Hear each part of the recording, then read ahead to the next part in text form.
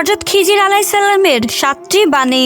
আমি আশ্চর্য বোধ করি ওই ব্যক্তির প্রতি যে জানে মৃত্যু নিশ্চিত তবুও সে কিভাবে হাসে। 2 নাম্বার, আমি আশ্চর্য বোধ করি ওই ব্যক্তির প্রতি সে জানে এই দুনিয়া একদিন খতম হয়ে যাবে তবুও সে কেমন করে দুনিয়ার দিকে।